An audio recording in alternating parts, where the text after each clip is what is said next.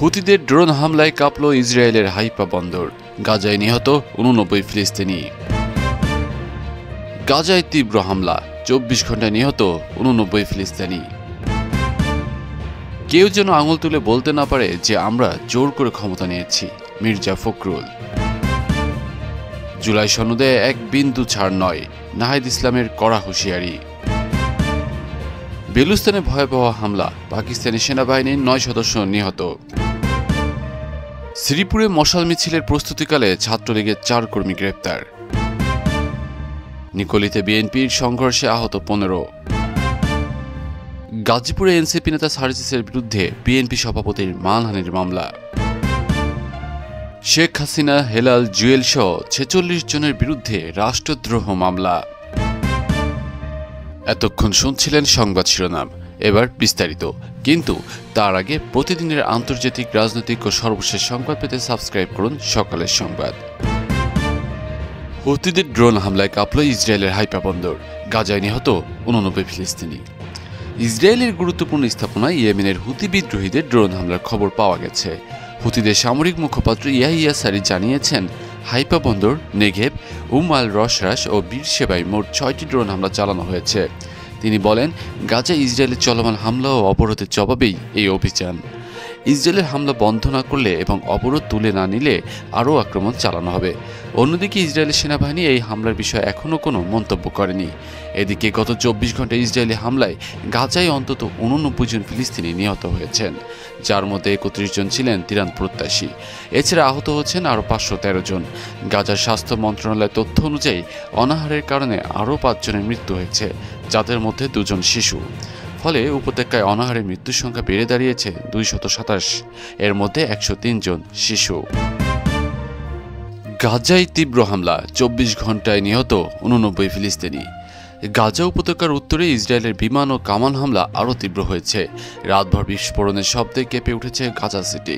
সোমবার রাতের একাধিক হামলায় অন্তত 11 জন প্রাণ হারান, আর মঙ্গলবার পর্যন্ত 24 ঘন্টায় গাজা জুড়ে নিহত হয়েছেন অন্তত 89 জন ফিলিস্তিনি। আগে যুক্তরাষ্ট্রের উদ্যোগে 60 দিনের যুদ্ধবিরতি নিয়ে হামাস ও ইসরায়েলের মধ্যে আলোচনা চললেও জুলাইয়ের শেষ দিকে পাল্টাপাল্টি অভিযোগের জেরে সেই আলোচনা ভেস্তে যায়। এরপর থেকে গাজা সিটির পূর্ণ নিয়ন্ত্রণ নিতে চাইলে ইসরায়েল ব্যাপক হামলা শুরু করে, যা এখনও অব্যাহত। কতদিন এই অভিযান চলবে সে বিষয়ে ইসরায়েল কোনো স্পষ্ট তথ্য দেয়নি। গাজা স্বাস্থ্য মন্ত্রণালয়ের তথ্য অনুযায়ী গত 24 ঘন্টা নিহতদের মধ্যে অন্তত 31 জন ত্রাণ সংগ্রহের সময় প্রাণ হারান। আহত হচ্ছে আরও 513 জন। 2023 সালের অক্টোবর থেকে এখন পর্যন্ত ইসরায়েলি হামলায় নিহত ফিলিস্তিনির সংখ্যা দাঁড়িয়েছে 61,599 এবং আহত হয়েছেন প্রায় 1,50,000 মানুষ। নিহতদের অধিকাংশই বেসামরিক। প্রত্যক্ষদর্শীরা জানিয়েছেন, সোমবার রাতে গাজা সিটির জাইতুন এলাকায় 2টি বাড়ি ও মধ্যাঞ্চলের একটি অ্যাপার্টমেন্টে হামলা চালানো হয়, যেখানে 11 জন নিহত হন। এছাড়া দক্ষিণ গাজার খান ইউনিসে একটি বাড়িতে এক শিশু, তার মা বাবা সহ 7 জন এবং মাওয়াসিয়া উপকূলে 4 জন নিহত হন। ইসরায়েলের দাবি, তারা বেসামরিক ক্ষয়ক্ষতি কমানোর চেষ্টা করছে এবং সাম্প্রতিক অভিযানে কয়েক ডজন সশস্ত্র যোদ্ধা নিহত হয়েছে। তবে শীঘ্রই প্রধানমন্ত্রী নেতানিয়াহু গাজা জুড়ে সামরিক নিয়ন্ত্রণ আরও জোরদার করার পরিকল্পনা করছেন বলে ধারণা করা হচ্ছে, যা নিয়ে দেশ বিদেশে সমালোচনা চলছে। এমন পরিকল্পনা জিম্মিদের জীবন ও সেনাদের নিরাপত্তার জন্য হুমকি হয়ে দাঁড়াতে বলে সতর্ক করেছেন দেশটির সামরিক প্রধান। বর্তমানে গাজায় প্রায় 50 জন জিম্মি রয়েছে, যাদের মধ্যে 20 জন জীবিত বলে ধারণা। এদিকে খাদ্য সংকট চরম আকার ধারণ করেছে। গত 24 ঘন্টায় অনাহারে আরও 5 জনের মৃত্যু হয়েছে, যাদের মধ্যে 2 জন শিশু। সংঘাত শুরু হওয়ার পর থেকে অনাহারে মৃত্যুর সংখ্যা দাঁড়িয়েছে 227, এর মধ্যে 103 জন শিশু। কেউ যেন আঙুল তুলে বলতে না পারে যে আমরা জোর করে ক্ষমতা নিয়েছি, মির্জা ফখরুল। বিএনপির মহাসচিব মির্জা ফখরুল ইসলাম আলমগীর দলীয় নেতাকর্মীদের উদ্দেশ্যে বলেছেন, আমাদের কাজ হবে এমন নির্বাচন নিশ্চিত করা যাতে কেউ আঙুল তুলে বলতে না পারে যে আমরা জোর করে ক্ষমতা নিয়েছি। তিনি মনে করিয়ে দেন, বর্তমানে আওয়ামী লীগ ক্ষমতায় নেই, তাই বড় রাজনৈতিক দল হিসেবে সুষ্ঠু ও নিরপেক্ষ নির্বাচন আয়োজনের দায়িত্ব বিএনপির কাঁধে পড়েছে। মঙ্গলবার বিকেলে রাজধানীর আগারগাঁওয়ে বাংলাদেশ চীন মৈত্রী সম্মেলন কেন্দ্রে আন্তর্জাতিক যুব দিবস উপলক্ষে আয়োজিত যুব সম্মেলনে তিনি এই বক্তব্য দেন। অনুষ্ঠানটি আয়োজন করে জাতীয়তাবাদী যুবদল, স্বেচ্ছাসেবক দল এবং ছাত্রদল। বিএনপির ভারপ্রাপ্ত চেয়ারম্যান তারেক রহমানের রাজনৈতিক প্রজ্ঞার প্রশংসা করে মির্জা ফখরুল বলেন, 2026 সালের ফেব্রুয়ারিতে নির্বাচন আয়োজনের বিষয়টি তার কৌশলগত সিদ্ধান্তের ফল। এখন দলের দায়িত্ব হলো সেই নির্বাচনকে সুষ্ঠুভাবে সম্পন্ন করা। তিনি আরও বলেন, স্বাধীনতার 52 বছর পরও বাংলাদেশের গণতন্ত্রের পূর্ণ চর্চা প্রতিষ্ঠিত হয়নি। জিয়াউর রহমানের সময় বাদে দেশের ইতিহাসে গণতন্ত্র খুব কম সময় টিকে ছিল।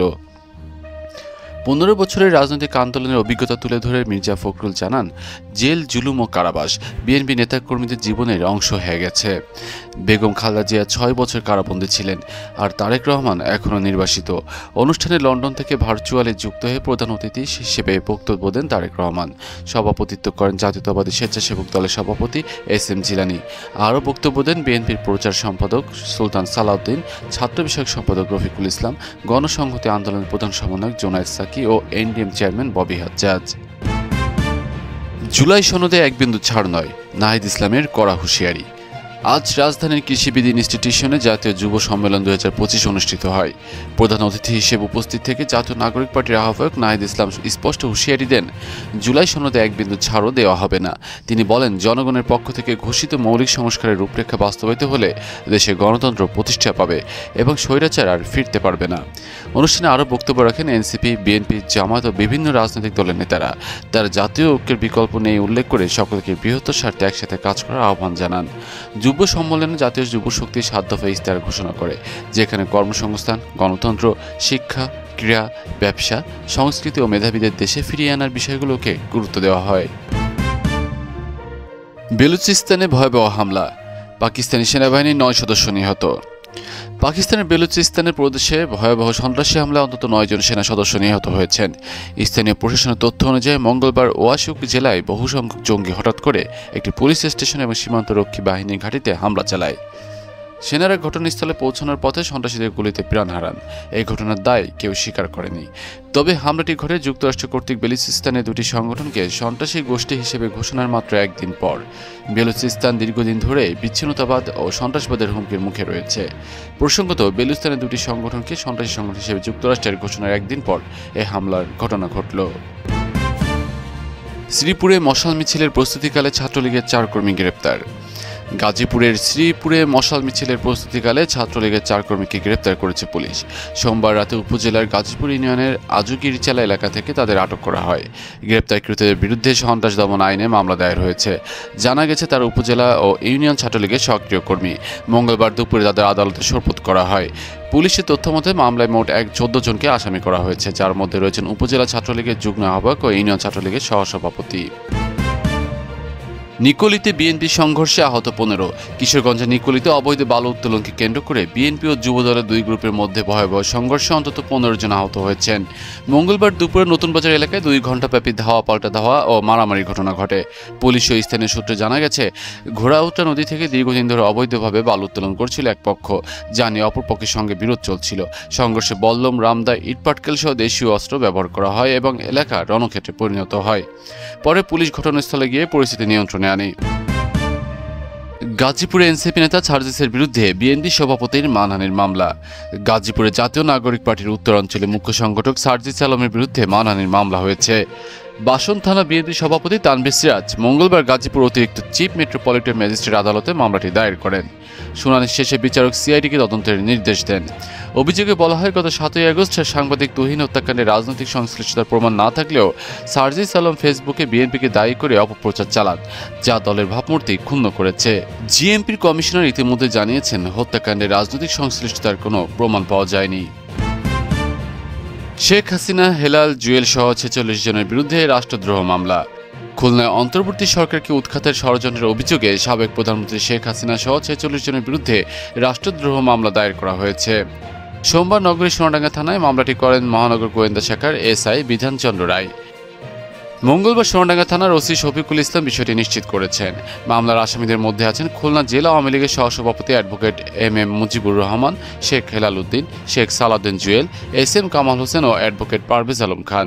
এছাড়া আরও 30 থেকে 40 জন অজ্ঞাতনামা ব্যক্তিকে আসামি করা হয়েছে। এজাহারে বলা হয়েছে, 22 এপ্রিল খুলনা মহানগরীর ময়লাপোতা এলাকা থেকে আটক হন এম মুজিবুর রহমান। তার মোবাইল থেকে হোয়াটসঅ্যাপ, টেলিগ্রাম ও জুম অ্যাপের মাধ্যমে সরকার উৎখাতের পরিকল্পনার প্রমাণ পাওয়া যায়। গত 4 আগস্ট স্বরাষ্ট্র মন্ত্রণালয় থেকে রাষ্ট্রদ্রোহ মামলার অনুমতি মেলে।